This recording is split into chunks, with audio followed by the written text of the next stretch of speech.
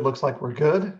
Thank you for joining us once again for an opportunity to talk about the work of evangelism and the work of spreading the gospel. We're doing a couple new things today. If you remember, when we adjusted our schedule about 3 weeks ago, we kind of split our focus back to a couple areas. One was our primary concern of preaching and teaching the word and improving our ability to do so well. And that resides on its Tuesday normal spot, and that's what this is. Thursday, we've shifted over our textual studies, and that's going to continue. Thursday, we'll be in 2 Corinthians chapter 2, and Mark Russell will be joining us for that conversation. But right now, we're going to talk about some of the practical aspects of some of the tools that Terry and I both use in the work of preparing our material for teaching, for preaching, for everything. Before we get deep into it, Terry, how you doing? I'm doing great. I had a good time last week getting away for a little while, and I know you did too, and good to be back at it today. Look forward to our time together in what I think is a really helpful topic. Yeah, we're going to talk about the use of Logos. And by the way, I had a good time out in the woods as well. You were at the beach, I was in the woods. I think we were trying our very best to be social media distant. I think that's one way to think about it. But what we're going to look at today is a tool that I've been using for quite a while. I know Terry's used it for quite a while. And it's a program called Logos or Logos. If you're talking to different folks, they either move it into the Greek pronunciation, which is probably around where it begins, or just what they know how to use. But basically, it is a kind of an aggregator of information. It pulls together all of the various tools that you have available in the library of knowledge and gives you different ways to sort through it to find what you're looking for. And so what we're going to do today is talk about what it is, how Terry and I each use it, and then answer some questions that folks may have in regards to the use of the program. And I'm going to show on the screen here as we go through some of that as well. So let me ask a couple of quick things. If you have questions about the use of Logos, start figuring out how you want to know more about it. I'm not going to guarantee that I have the answer. I don't necessarily know every single corner. I've arbitrarily, if I'm going to make up a statistic, I probably use 10% of what it does. That's a completely invented number because there's a lot of it that I know exists. That doesn't necessarily fulfill my personal use cases right now. But with that, I'm going to go ahead and kind of share in my edition of Logos. And so that's going to take over our screen for everybody. And so in theory, everyone's about to see what I would see when I'm sitting down and digging through the scriptures. And so this is one of the layouts that I use. It's not the only layout, but it is one of them. And what I've got going on here are 3 primary sections. So when I get down to study, and I pulled up for right now the 91st Psalm, because Terry and I were talking about a recent podcast that I listened to that also addressed Psalm 91. And these are some of the things that I would see. This is my primary study version right now, which is the ESV. That's what I tend to preach from for the most part right now. And so that's going to pop up. My individual notes are going to show up here on Psalm 91. And I've got a couple of things that are connected to this psalm of importance. So they're going to pop in here as well. And then there's a little thing that I do, and we'll talk about notes in a second. They're going to show up here. And then I do use the help feature. That's why I brought this up as well. Just like anything else, there's stuff that I want to know about, stuff I don't know, and Logos does have an internal help feature as well. So this is the first landing page that I typically see when I begin to study. It looks like this. Terry, what about you? What do you tend to start when you step into Logos? Yeah, so I think one of the things that's interesting is if you're using 10%, I'm using like 0.1% probably. And what that really is more reflective of is this is just an extremely powerful program. And I know that I've talked to some guys who do a lot more than I do, and maybe even you do, that have actually spent thousands of dollars going to training sessions to be able to use more of them. It's really powerful. So what you have open there is your version you're using as a passage guide. Mine doesn't look that differently, although I'll have a section just for commentaries pulled off halfway to the side with 2 or 3 of those open that I can cycle through. And usually what I'll also have is I'll usually have more than one opening version of the Bible. So I'll usually have the New American Standard, the ESV, and the Christian Standard. Usually are the 3 that I look at anymore. And I'll have a fourth one open, which is another ESV that's not linked, and we can talk about links, but that allows me to stay in my base text and to kind of roam around other text. I prefer that option. I use the copy feature like you have up there a lot. I don't copy and paste. I don't know if you don't how you do that, but when I'm in a different program, I don't use their sermon editor like you do, so that's a little different. I use Word or Pages depending on just what my purpose is, but I'll copy and then paste in there because there are some. I think one of the things to point out, especially if you're outlining like I do, the copy and paste feature is a little clunky. I mean, it does not format directly the way you would like it to in many of those cases, just as a warning. It's easy fix, but it's just easier for me sometimes to do that a different way. So all that to say, pretty much, and you have the exegetical guide as a tab up there. Those are the 2 I use the most, that I prefer. And I think one of the things that's really great about this, by the way, especially for me that I've had to transition because I'm a caretaker for my mom. I had to transition to working at home. In my office, I have books, and I prefer a physical book. And there'll be times I know what I'm studying, I'll bring books home with me. But this just opens up my ability to study on a much larger basis without a library at home, which is the beauty of what this offers. I, like you, invested in this years ago. It was, I don't know about when you did it. I know when I did it, it was a financial burden to a degree. It's one of those deals where I looked at the price tag and I was like, I really need to do this. And maybe we should talk about price at some point today.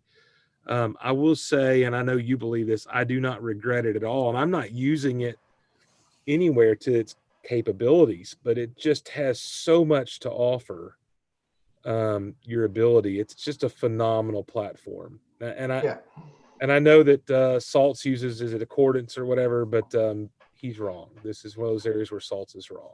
So there's 3 primary programs people use. I want to connect a couple of dots. The number 1 language program used to be BibleWorks, and I used that for a long time, and it was really good with dealing with the intricacies of digging into the relationships of languages.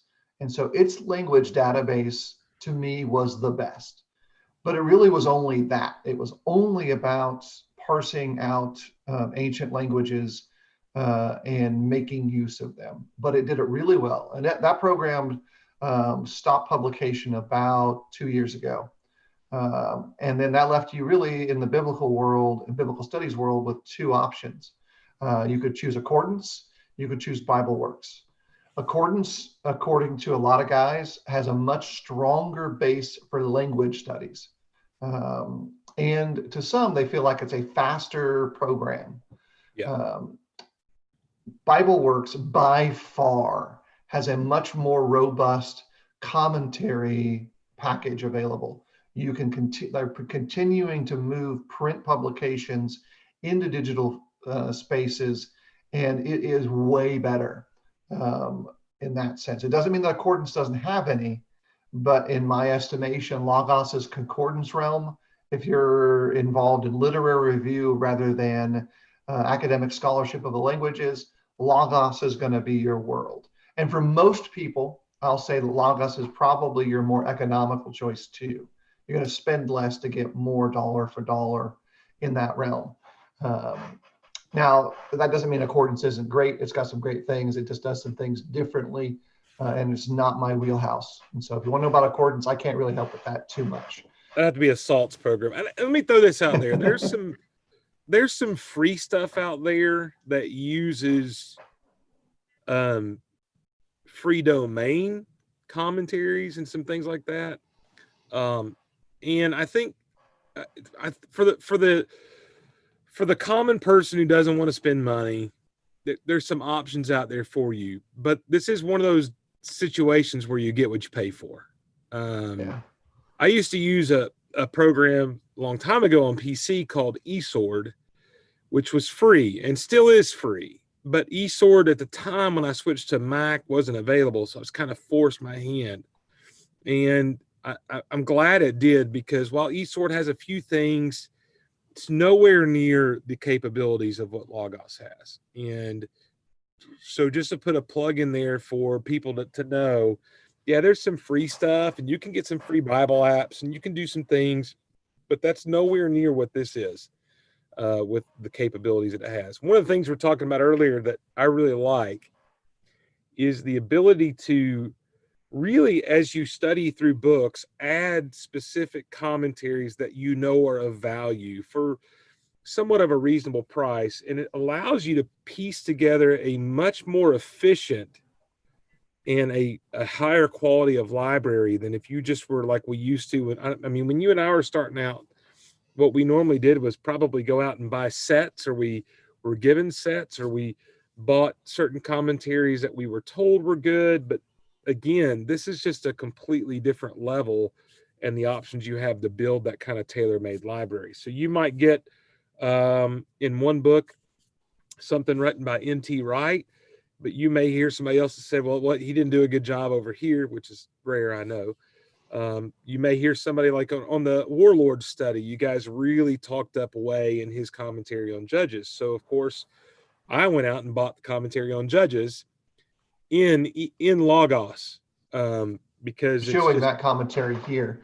Yeah. And so again, just saying, it really allows you that opportunity to really put together a higher quality library. And it also has the capability of taking it with you. I mean, on my iPad in Bible classes, I have pulled up things while I'm in class through Logos. So the ability is phenomenal with all of that. Yeah, so let me kind of key in on a couple of things we've discussed so far, because we're trying to move into the practical realm. If you got specific questions, ask them. We'd be happy to answer specific questions as best we can. So Terry talked about the copy and paste aspect, because that's really one of the reasons you use digital material is to increase efficiency. Like, you want to be able to move through these steps quicker. So with this little box up here, and I'm kind of circling it, it should show to some degree, but it's right below where Terry and I's heads are at. That's my copy and paste section. What you can do is you can control how it formats when it copies and then pastes both inside Logos and outside of Logos. So it can be coming out line by line, verse by verse, whatever your preferences are. And you kind of notice there's a number of things that you can choose from. You can also create and modify each of these quotation sets to adjust to your preferences. And so I tend to use the quotation setup because I want it to have, like a word, I want to be able to read it without its verse marks when I'm in my sermons. And I want to have at the close of it the citation where it came from. And so right here, I've got a citation. Let's do the one from our message today for the class, 2 Timothy 4:15. There's that. Yep. And so I'll hit the copy button from it. And let's say I'm going to start a new sermon. So I'll open up a new sermon document in the tab. And this is the whole listing. I'll explain that stuff later. And I'll go ahead and paste it right in there. And so it comes in formatted like a quote with the initial indent, just as I would personally prefer it to be. But there's one bonus, and this is a neat thing about Logos. Whenever you have a verse citation, it lets you hyperlink to it. So maybe you don't want the whole verse there. Maybe you just want to have a reference to it in case you want to bring your mouse over it later. But whenever you mouse over a verse, it will bring it up in its your preferred translation, your primary translation that you set. Like that's the one I want to see the scriptures in. So it does that. There's one other thing it does. So let's say I want to get quicker about it. So I type 2 Timothy 4:13, just like that. It will drop it in and do one more step inside the sermon editor, which is why a lot of folks like the sermon editor. It will create a keynote slide for you with just that citation of the verse on it. And so you'll see right here that it can now pull up a media window. I'm not sure if it'll pop up. I can share this separately, but it's now produced for me a slide. And I'll actually share that over with this feature here. So now we've got on the screen, it'll pop up. Terry, you should be able to see this, right? You can see this here. So it's produced a slide for me based on that reference that I can now go in and edit as need be based on, I can switch its formatting, make it 16:9 versus 14:3, and adjust all of that. And so boom, that slide is done. It's produced. I don't have to do anything. It's created in the back end. And that's one of the advantages of the sermon editor is it skips these steps for you. And now it's good to go. So all of those things are steps in the integration process that we can kind of talk about going through. So that's how you kind of can coordinate your copy and paste feature to look like you want it to look. I've got a couple of questions that folks asked about the use of the software in regards to sermon outline, sermon editor use that I'll get to in a second. But let's go into a commentary and why this could be valuable for your own personal studies, why a preacher might benefit from the use of it. So let's say we're back in our study of Ruth, we're in the close of Ruth, and there's a comment that's made, and here Way makes note about taking off the sandal and what that's all valued. There's a couple of things you can do. You can go the classic maneuver. You can highlight it and just highlight it in the text and create a highlight. Or you can do what I like to do and copy off the actual citation here, the whole thing. Go into your notebooks. Here's my notes for Ruth. They'll come up. And that section there, I can make a brand new note. So you just add the new note. It'll come in and it's cited that. And watch the thing. What it has done has tagged this note to the location I pulled it from in Way's commentary. Now that's a valuable tag. I could then take the actual comment I just copied. It will cite it for me in here. Now, why would I want to have those together?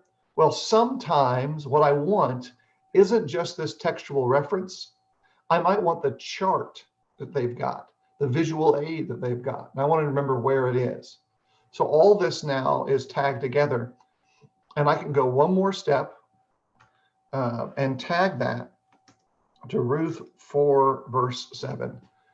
So now I have done 3 quick things. 1, I've coordinated the citation where it came from in Way's book.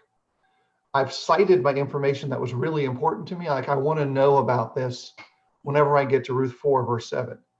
Well, now, if I go back into the text here, switch over to Ruth 4, 7, that's going to pop up as a reference in the text. And so I hyper over it, it's right there.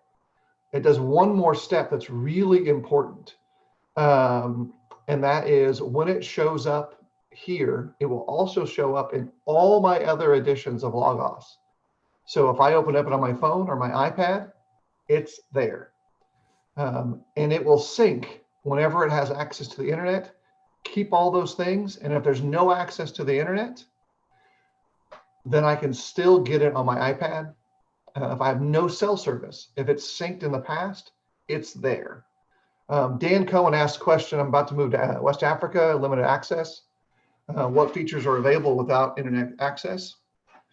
All of it can be downloaded whenever you have access, whether it's the PC Mac version, or it's your mobile version on your device. You can pick and choose which books you want to download. And then the neat thing is, let's say you're working on your laptop version and you make a couple new notes, it will synchronize that note for you once you have access. And so it's a really kind of a neat way to coordinate what's going on. And you can make notes on your app in iOS or Android, and you can make notes on your laptop or your desktop, and they'll eventually mesh together based on when you get access and what's your most recent changes that you've made. So it's kind of a neat way to work that. There's also one other option. You can do all of this inside a web browser. And so if you have constant or intermittent access, you can do it in the web too, which is a third way to access this stuff. And all your information is there too. And the bulk of your features are available in all three of those places that would be important for producing content. You cannot, though, by the way, edit your sermon outlines in the apps. You can do your notes, but not the sermon outlines. They're not built that way. They're built to be used on your app. And so when you open it up in your app, your outline is specifically formatted for the app. Everything is the right size so you can see it. So I hope that answers your question, Dan. Whenever you have access, you can download all that stuff and then it'll be available for you later. Your only limit is the amount of space in your device. Right now, on my edition of Logos, you can see that everything has been updated recently. Those are all the most recent updates in the last 7 days. And so whenever it has connection, about once every 7 days, there'll be some things that are updated in it, recent purchases, etc. Hope that answers that one. Terry, did you have some questions? I know we talked a little bit about it ahead of time of things that you wanted to know more about the use of notes and the way that I use them. Yeah, that's just something you just talked about that I've got to really get into. And look, one of my challenges is, and we talked about this, that your wife is this way. I honestly prefer a book. I mean, that's how I am. So like recently, when I taught through Job, I used I have the ESV scripturing journals, and I write all those kind of like handwritten notes in my journals about different things. And I actually take that in and teach my class out of that small paperback scripture journal in that sense. So that's the way I'm used to doing things. And this is like a whole new world to me that I need to get into.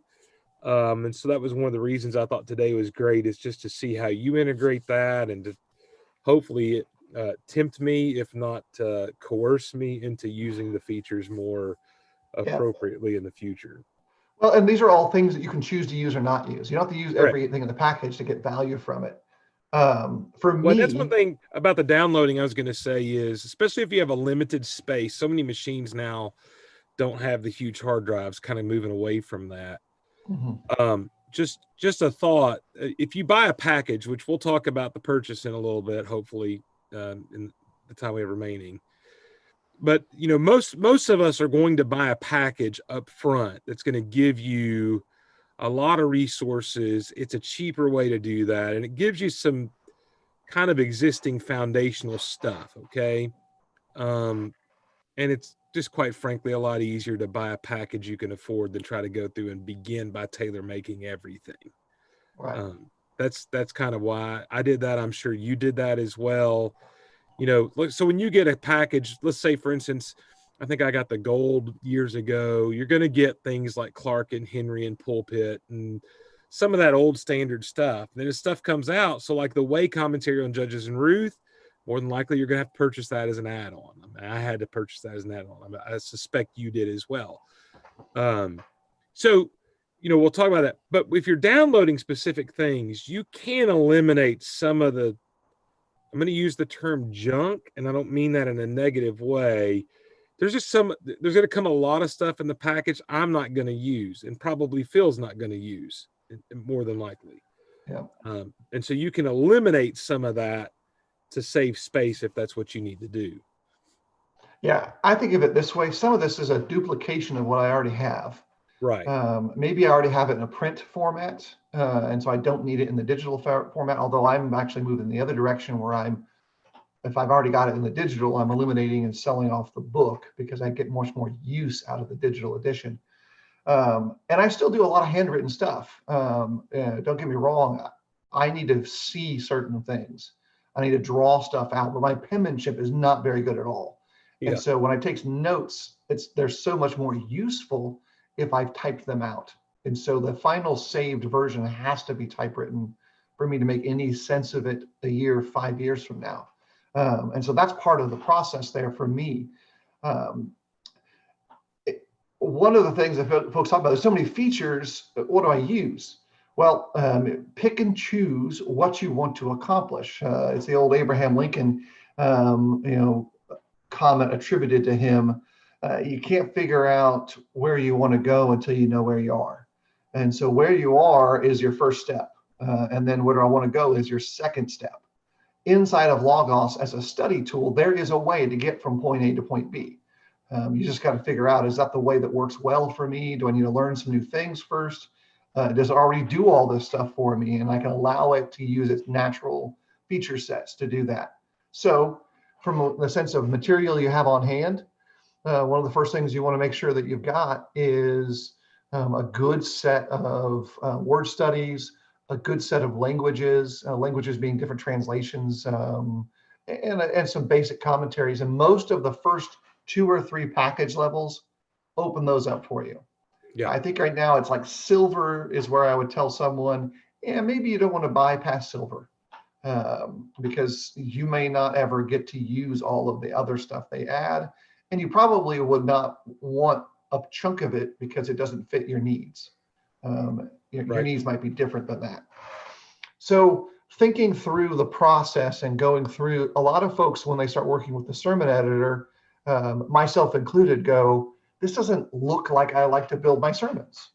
I like the Oxford outlining format, or I like my verses to be this size and my text to be that size.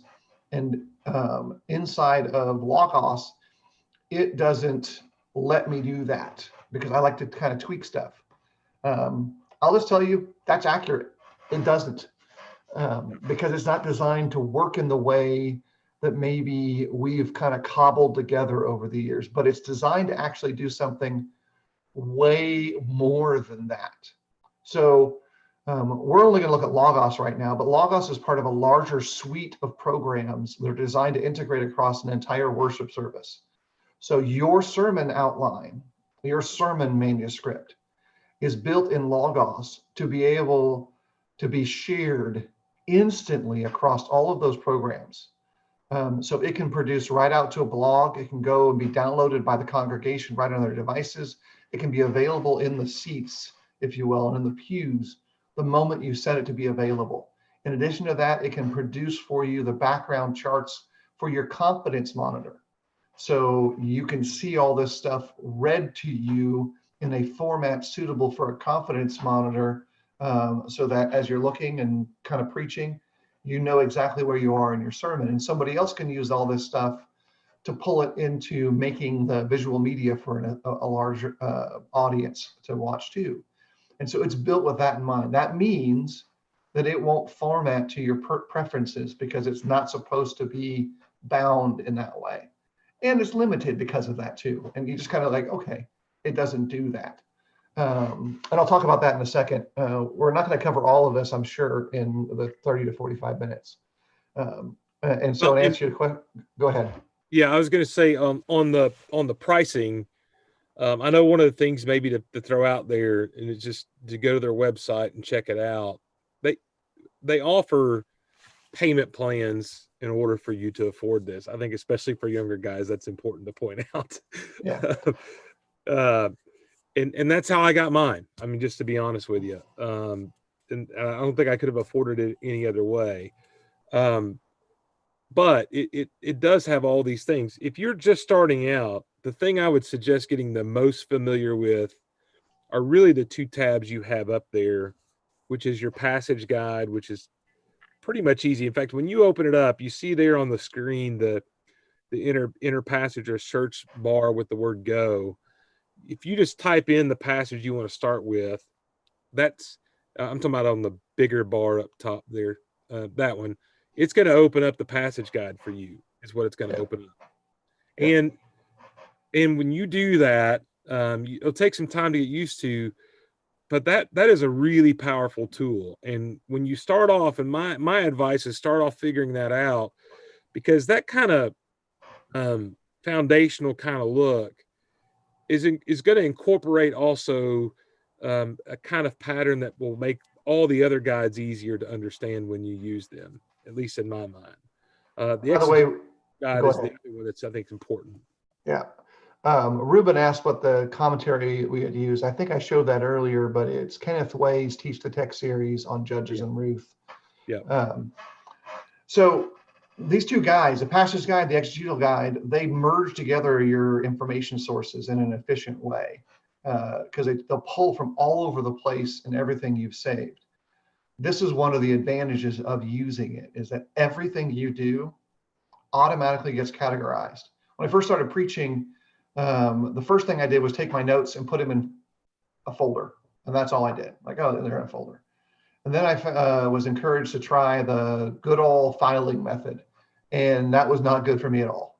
Well, and there was a time we had, like, especially when you move somewhere, there was a discussion about how many filing cabinets you were going to need to carry all this stuff with you. I mean, at one point, I think it was up to 3 or 4 filing cabinets full of old sermons and different topics, clippings and newspaper articles, everything you had. And you talk about a nightmare trying to figure something out. And even like, I couldn't handle the Strigley method, or, I mean, I did my own way, but still it was terrible. I mean, it was, this is so much easier. I mean, I think one of the things too, you got the exegetical guide up there. Just click on the word by word tab there, if you don't mind, Phil, since yours is up. I'm not a language guy. Okay. I know language guys, but I'm not a language guy. But this is really easy to figure out. And you can even click on words. There's a part in there where it brings up a circle graph of the word and how often it's used in translated specific ways. It's just amazing to be able to do that. When we started preaching, Phil, to look up a word, you had to pull down 4 or 5 different dictionaries off of your shelf and open them all up and cross-reference to try to figure out a good definition, right? Oh, yeah. And here, you could click on a word on the screen and have those same things pop up and read them in great detail without ever having to leave your chair. That alone is worth, to me, a large chunk of this money that you spend. Well, here's the thing. Like, I don't know if folks were paying attention closely, it actually sequentially lays out each of those words, the verse, when you open it up, word by word. Each word is highlighted as compared to how it's translated from the original text it used into the English that you're reading, step by step. And it shows you a great understanding of what's going together there. It's not a substitute for learning a language, but it's an intermediary between learning the language and then understanding what's being talked about there. And they're included in some of the very basic feature sets that you begin. I think it may even be in the free version, although I'm not sure. I think so. I think what gets added is a little bit more and better sources that get added into it as you go up a package. And I just pulled up while we were talking a while ago. I mean, the gold package is pretty hefty. Like you, I wouldn't go below silver. If you're going to invest the money, then you need to at least start off with silver and go from where you can from there. Mm-hmm. Just to be able to have the resources that are good. And then, like we said earlier, because we want to wrap it up soon, and we may do another show on this eventually. It just gives you the ability. It's a platform to add things together at a reasonable price. And they send out, and you can check the site, a lot of things go on special. That's really one of the things I think to maybe really highly recommend. And I don't know if you pick stuff up that way, Phil, too, but there'll be things that go on sale for sometimes like 50% off. That's good stuff. And that's when you look to add things. Well, not just free, like half off. And free Once stuff. a month, you get a free book. And it's always a worthwhile book. It may not be in the niche of what your personal studies are, but it's a legitimate, current research, valuable text. And then they have 2 or 3 that they also discount in that same series at the same time. And then 2 or 3 times a year, they're on sale. So from the preacher who's trying to save money, let me give you practically. Don't buy it unless it's on sale at Logos. If it's on sale, call them first and say, hey, are there any other extra discounts? And then check with someone else who already uses Logos and ask them, hey, are there any referral codes or information that you have? Should I buy it right now, or have you seen it cheaper? Do some good research so that you get the best value at that sense. But once you're in the stream of information that you've already become a customer, you're going to get all this stuff free. And you can become a customer by getting the free stuff. Yeah. Like you download their free things, you're a customer, and you're going to get access to the rest of their free stuff on a regular basis. And you may want to start off with the free platform and add slowly what you want, which is another option. Right. For sure. You can get the free program, buy the full feature set, and individually only add the stuff that you personally use. And you might be better off because you may only use a couple of key things in this way. A couple of the questions about the sermon editor that were sent to me in advance. How to organize your sermons on the editor. What I do is the same notation system that I use on my computer. So sermons get assigned a couple of identifiers. They get assigned a sequential number for Old Testament, New Testament book, or topical ones get assigned a sequential number. That helps me key them to the rest of my information. Maybe I've got charts I've saved from the past. Maybe I've spoken on that subject before. And so they're keyed together. And then they are organized that way. On your personal devices, you can sort them by this way. You can structure them in all kinds of ways. You can tag them in different ways. You can tag them according, you can see, pull out right now, kind of what kind they are. This past year, I started using exclusively Logos to produce my sermons. And so I don't use the editors anymore. Like I don't use WordPress. I don't use WordPerfect, Word, or Pages anymore. I went back in the time there with WordPerfect. Does anybody use WordPerfect? I still have the program available. So I do that, but they're all available now, and I can dig right into them and I can pull them up. You don't have to be hyper controlled about your organization, because the neat thing about Logos is if you search, it will find. So if you search for your sermon on Galatians 3, all your sermons you've ever written inside Logos on Galatians 3 will come up in the results, just like searching in Google. Can you pull up one of your sermons in your sermon and editor so we can actually see what that looks like? Sure. So let's look at this one. This is kind of what this looks like. For me, I got my text here, my primary text, what I'm going to read. This is part of a series on bringing the text to life, and it's the capstone one of that. So it was a sermon on the body of Christ everywhere, not a local body, but all Christians in all places. So I've got things like my key application point laid out there. And then this is what the introduction section will look like for me as I see it. It will emphasize what I want to emphasize, and it looks just like that. It looks not that much different than your classic Oxford outline. I just ditch a lot of the Roman numerals and treat it more like paragraphs. And if it needs to be emphasized with 1, 2, 3, 4, then I do that. Because by the way, this numbered list here, I'll go in here and edit it, this one. It's actually an outline.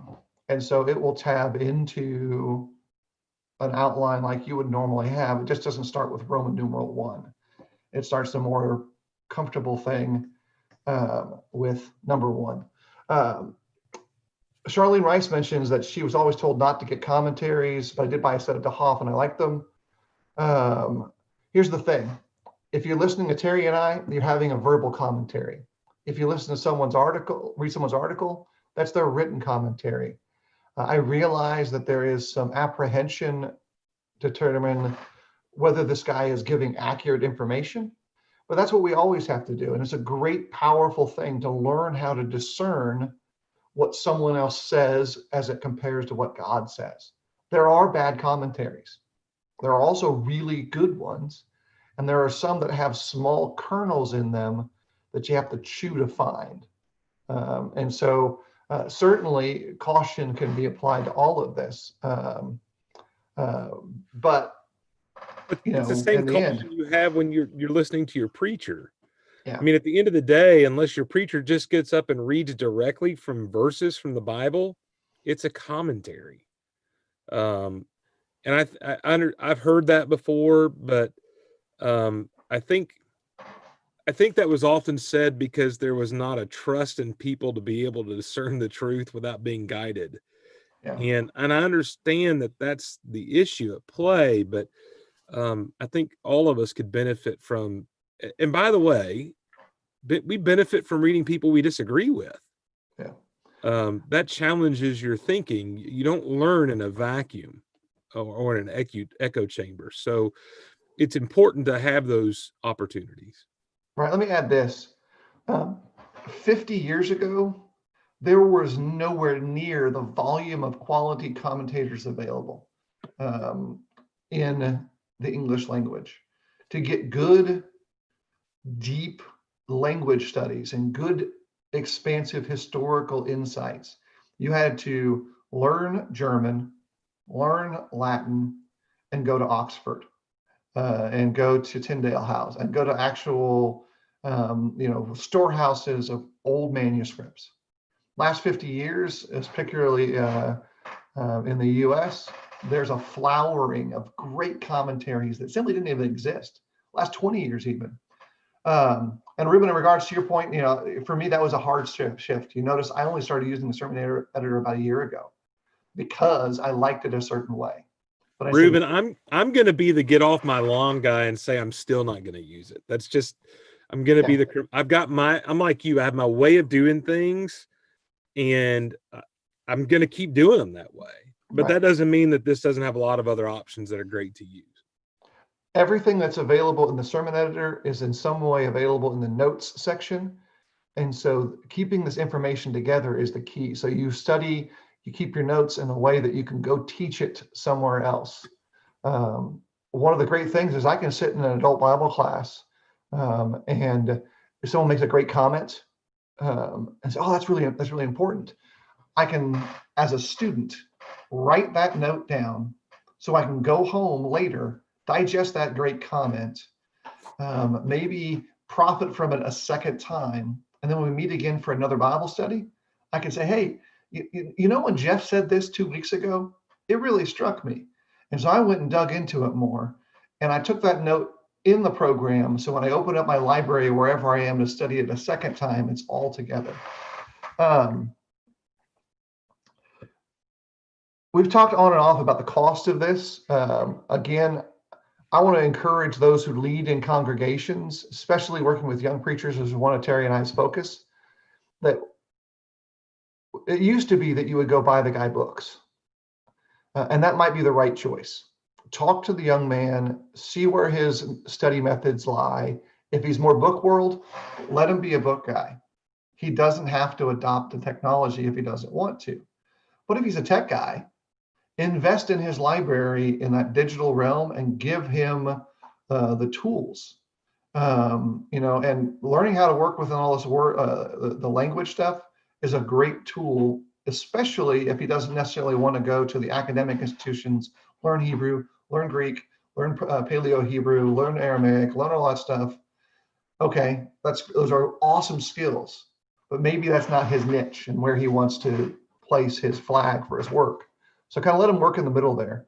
For those who are older adopters, take your time through it. It may not be for you, but it may also give you a way to make more efficient use of your time. Almost always when you're buying a tool, you're buying back time. Here's a great way to think about it. Let's say you got a really big yard. Your yard is an acre full of grass, and you decide that it's in your best interest to push mow that yard. You want the health benefits, you want the emotional benefits, awesome. You push mow your yard. Your life changes a couple of years down the road, and you're still push mowing your yard. You decide you want to go out and get a lawn tractor or a zero-turn mower. You're buying time with that because you're going to cut by a third or more the amount of time it takes you to mow that yard because you want that time to go somewhere else. So Logos and all this stuff is in part purchasing time. You're purchasing the time it takes to search for things you've already studied before, to copy them and connect them into the next level of your media. You still have to read, you still have to study, you still have to understand, but that does make things more efficient. That's a rant, I guess. I don't know. I don't know if it qualifies as a rant. It is a rant. I just threw up a link to the price page for gold, and I'm going to put one up for silver just to kind of give you guys, and I did that on the Do the Work page. It just gives you an idea of what you're looking at price wise. It is not cheap, but it is, when you consider what you're buying.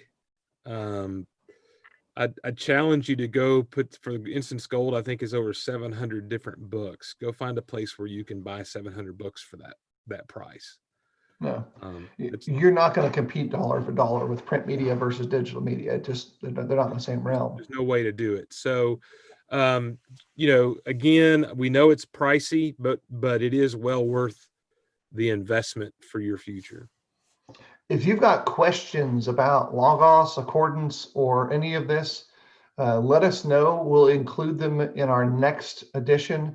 Our next edition, and we're going to take, at least from my perspective, we'll take a sermon outline and move it to the next step and show how it goes from sermon outline directly into those keynote slides. And then there's one other thing we didn't have time to cover, which is working from the handout and the question sheets. You can build interactive question and handout sheets. So if you'd like to make an outline that has blanks, it'll do that for you. It'll have blanks that are automated that'll fill in at the end. And as you click along in your sermons and your charts, even, it will fill them in as you're going forward, especially if you're using the rest of their ensemble of programs. Terry, any last parting shots? You get to go around the horn with the two of us. I'll let you start the closeout. If you want to actually just finish this all out. I've talked way too much today. Well, because you're the, I'm not going to say expert, but you're the more qualified to speak in this area. How about that? That's much more accurate. No, just thanks for joining us. We know this has been a more technical kind of broadcast today. But it's also returned back to our beginnings and our origin of really trying to focus on the work of preaching and church leadership and the things that help churches in these areas. And so from that standpoint, I think there's a lot of value to that. So if you have any questions, let us know. Thursday we'll be here and we'll be in 2 Corinthians. Our buddy Mark Russell is going to join us for that, I believe. And always a good time with Mark, great Bible student. We're looking forward to that. So as we wrap up, since that's my job, we just want to remind you to serve the Lord and to be a blessing to him. And we hope that God continues to bless.